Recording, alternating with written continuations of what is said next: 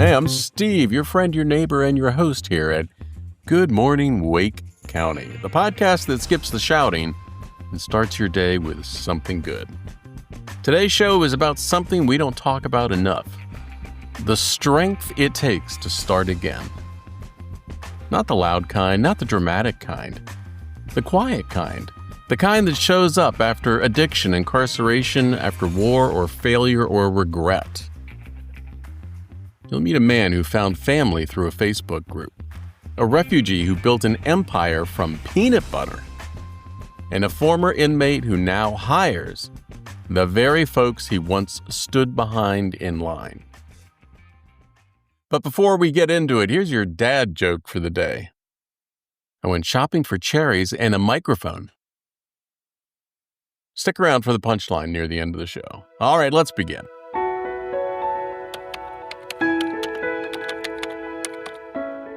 Sometimes a movement doesn't start with a crowd. It starts with one person, a cell phone, and the quiet hope that maybe, just maybe, they can help someone else hold on a little longer.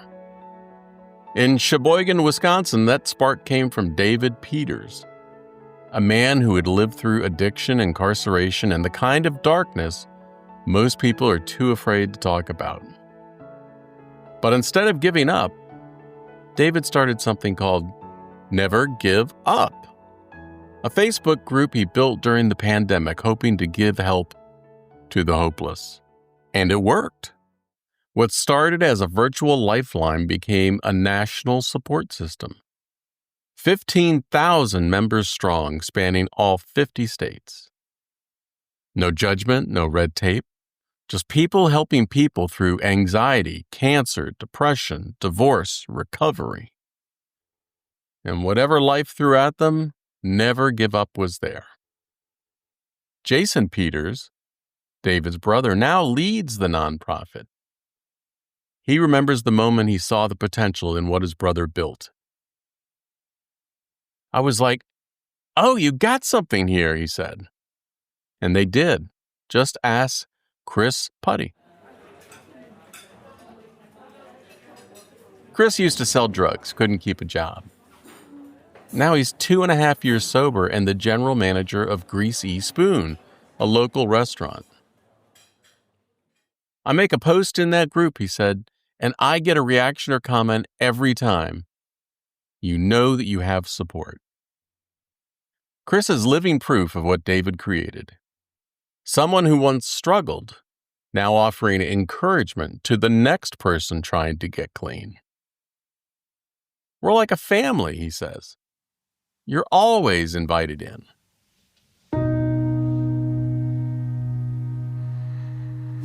David never got to see just how far that legacy would go. He passed away just months ago from complications tied to his past drug use. But not before being honored as the first ever felon inducted into the Plymouth High School Hall of Fame for his work with NGU and his advocacy for mental health. His brother Jason now carries the torch. He always told me I was his hero, Jason said. So I have to keep this going. And he is. One post, one comment, one life at a time. All because one man believed no one was too far gone to come back.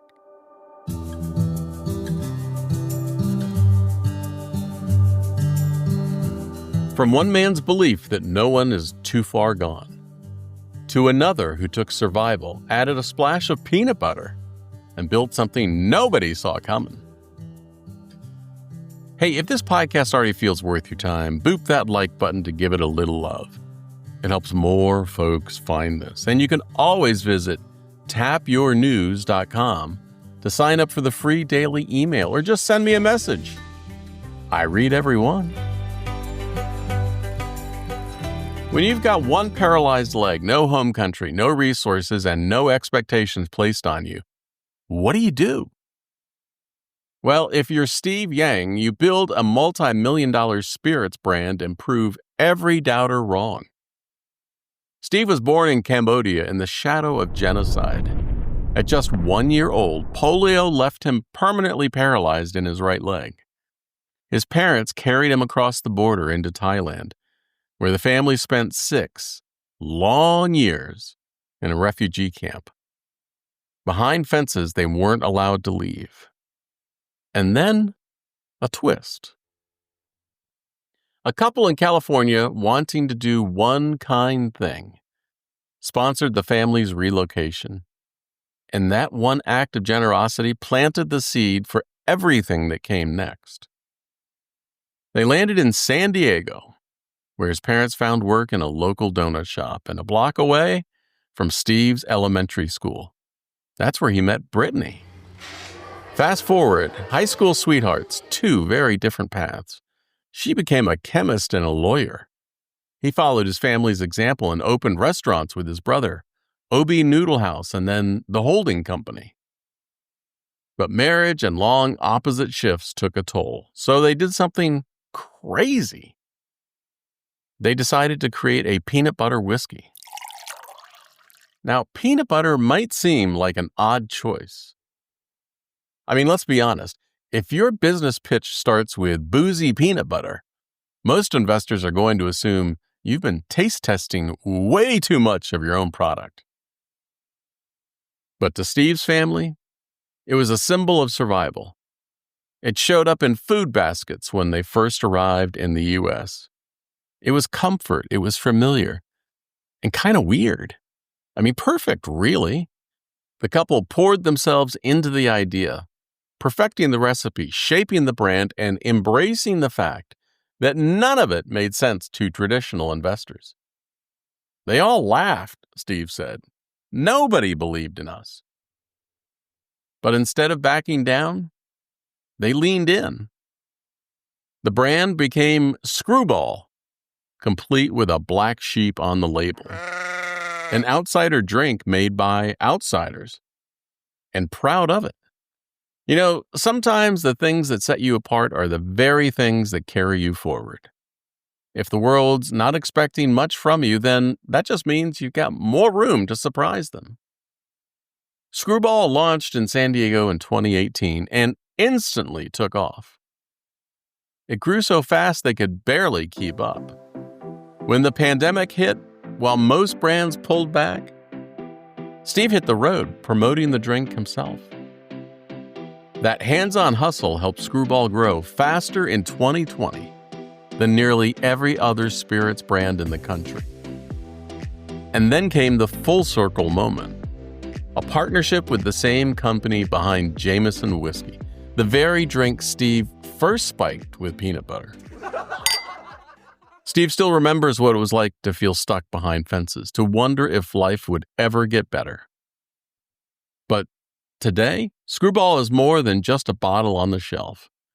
It's a reminder that being the black sheep doesn't make you weaker. It just means you see the path a little differently. Steve quoted as saying, "What seems like an obstacle, looking back, was a blessing."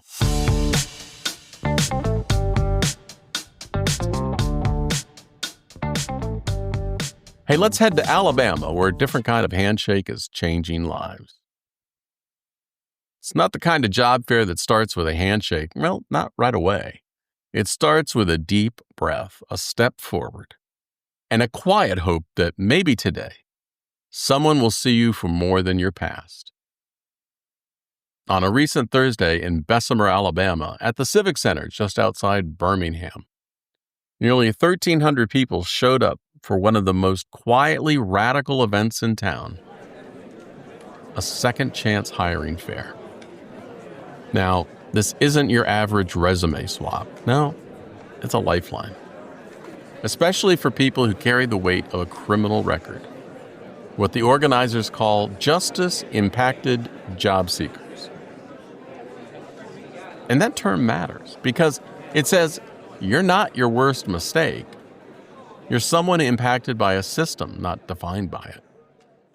There were 25 companies there, from manufacturers to transport agencies. Another 15 service providers offered wraparound help, housing, legal aid, even mental health support. But one of the most powerful things that wasn't listed on the flyer His name was Bryan Odom. He was incarcerated for 4 years, and after his release in 2020, he came to this very same hiring fair, nervous, unsure, and convinced he'd always be on the outside looking in. Today, he's on the other side of the table, working at Expedited Transport Agency, now hiring the same kind of people he once stood beside in line. 4 years ago, he waited in line with nothing but a resume and a record, and today, he's the one reviewing them.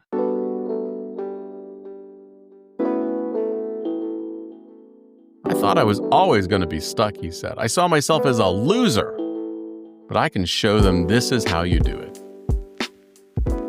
And that's the heart of it, isn't it? The fair was started 5 years ago by Jefferson County's District Attorney Lynniece Washington, and for the first time, had major sponsorship from U.S. Pipe, a gesture that says loud and clear, everyone deserves a seat at the table. And the timing couldn't be better. Across Metro Birmingham, there are more than 10,000 open jobs. But as Tatiana Turrentine-Long from the Birmingham Business Alliance explained, not every industry is hiring at the same pace, and not everyone feels welcome in every room. And that's what makes this hiring fair different. Because when someone like Bryan reaches out a hand, someone who knows what that shame feels like, what it's like to walk in with nothing but a name and a record, that's not just a second chance, that's a new beginning. Hey, and before we go, let's finish that dad joke. Remember? The joke was, I went shopping for cherries and a microphone. Well, here's the punchline. You ready?